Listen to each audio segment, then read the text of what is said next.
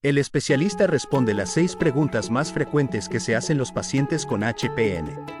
La fatiga es uno de los mayores problemas de los pacientes con HPN.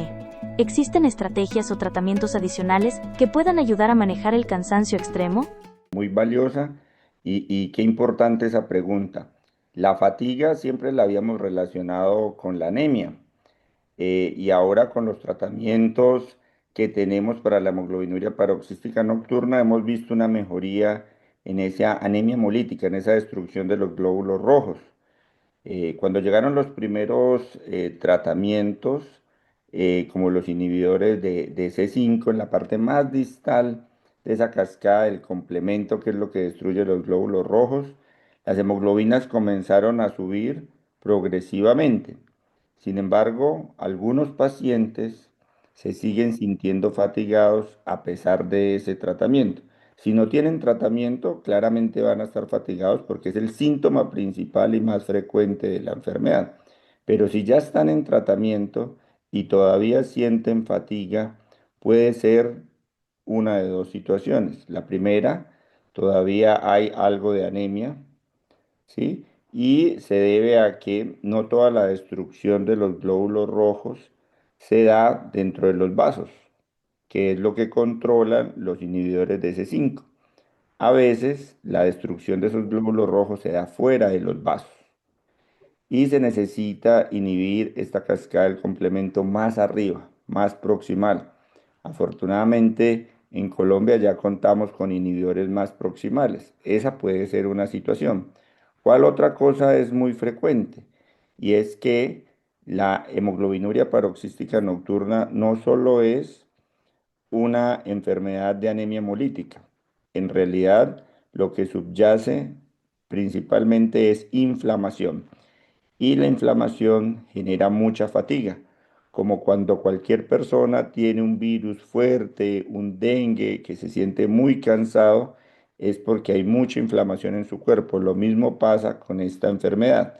Entonces, la segunda opción es que la hemoglobina ya esté muy normal o muy cerca de lo normal y se siga sintiendo fatigado.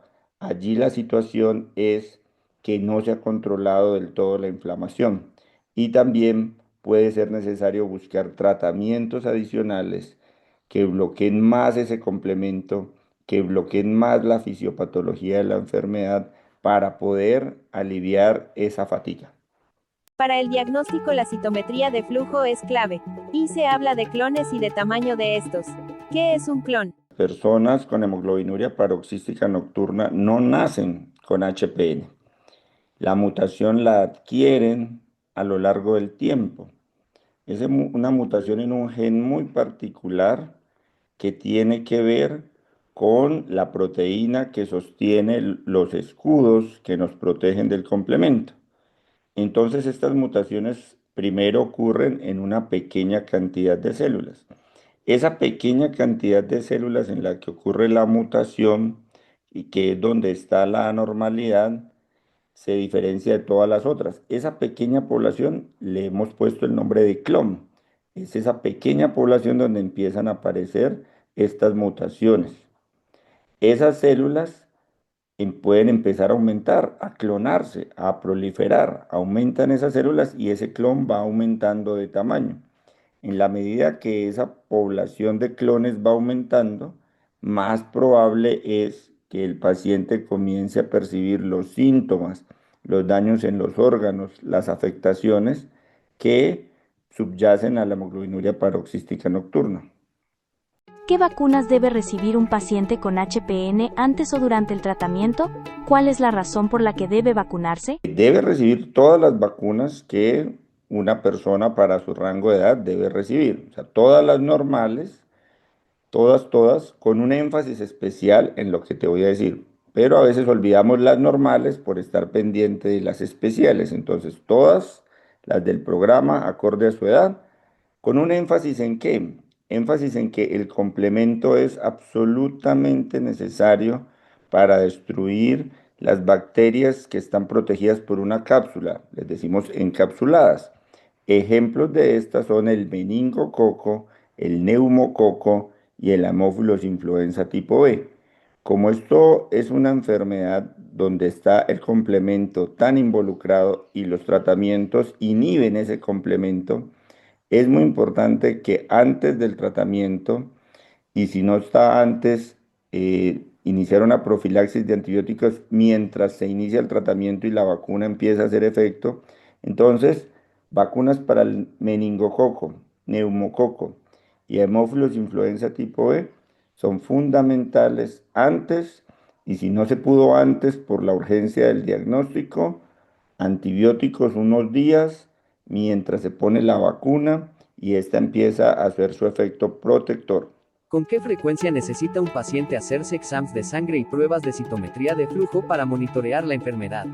Bueno, el monitoreo con citometría es sobre todo importante para antes del diagnóstico, es decir, ya conocemos muy bien la enfermedad y sabemos que hay unas condiciones asociadas donde es mucho más frecuente que aparezcan los clones de la HPN.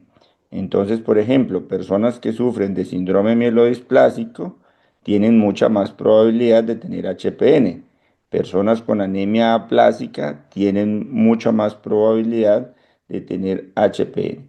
En esas personas, por lo menos una vez al año deberían estarse haciendo citometría por el riesgo de que le aparezcan estos clones.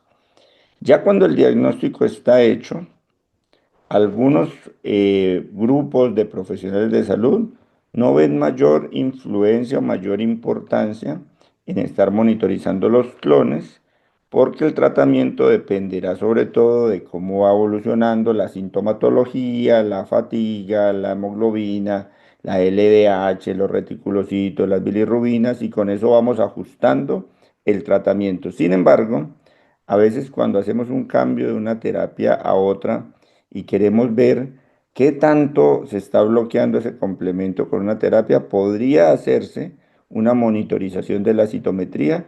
Sin embargo, para serte sincero, eso lo hacemos sobre todo dentro de los estudios de investigación, que queremos rastrear con mucho detalle la evolución de las nuevas moléculas de investigación. Es decir, la monitoría es sobre todo importante en esas condiciones de alto riesgo de HPN para diagnosticar, para que no se nos pase y podamos detectar oportunamente la HPN. Tenemos pruebas que nos dicen con precisión si la hemólisis está controlada. Si esa destrucción de los glóbulos rojos está controlada o no, lo podemos saber muy bien con unos reticulocitos, una deshidrogenasa láctica, unas bilirrubinas, una aptoglobina. Podemos saber si el paciente objetivamente está fatigado o no, aplicando unas escalas clínicas, que no es una prueba de laboratorio, sino una escala que se llama la escala FACIT. Y así, para vigilar el riñón, tenemos la creatinina, y así sucesivamente, para vigilar cada uno de los órganos afectados, tenemos los exámenes. Por ejemplo, es muy importante monitorizar hipertensión pulmonar en los pacientes con HPN. Entonces, está muy bien una vez al año hacerse un ecocardiograma para ver qué tal está la presión en la circulación hacia las arterias pulmonares. Ese tipo de exámenes son los que realizamos periódicamente, vigilar que los órganos de los pacientes con HPN estén bien. La HPN puede estar relacionada con otras condiciones de la médula ósea. ¿Existe algún riesgo de que la HPN evolucione a anemia aplásica o síndrome mielodisplásico? Es una pregunta en cierta manera compleja, en el sentido de que son enfermedades coexistentes. Entonces, cuando un paciente tiene síndrome mielodisplásico y desarrolla HPN, no es que se convierta en, sino que tiene al mismo tiempo las dos patologías, son enfermedades coexistentes. La forma más frecuente es al revés, es decir, el paciente hace una anemia plástica, hace un síndrome mielodisplásico, y en el curso de la evolución natural de su enfermedad le aparecen clones de HPN.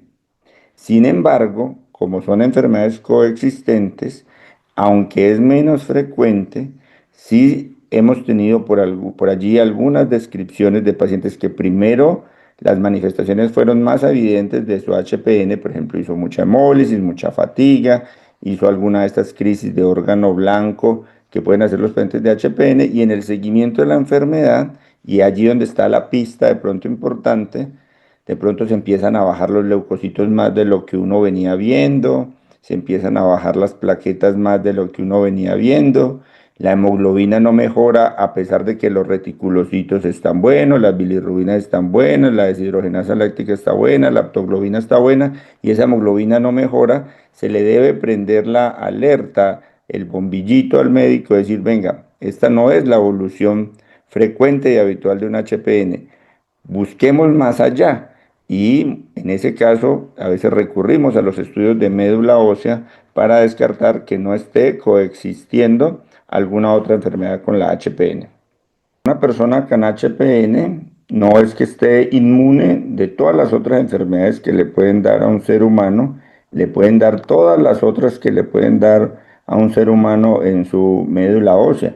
Hay virus que afectan la médula ósea y cualquier persona puede estar predispuesta a tomar un virus de esos por una exposición. Una persona se puede exponer a un tóxico, a una radiación, a una situación que afecte su médula ósea.